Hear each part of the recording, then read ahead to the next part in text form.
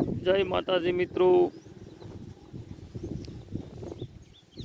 तुवेर साथे सोयाबीन वावेतर करी दीधुं छे मित्रों।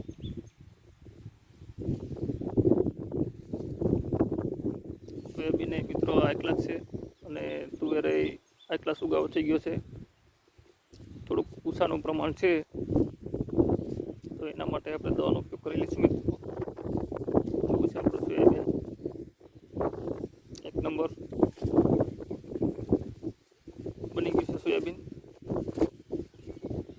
અને આમાં આપણે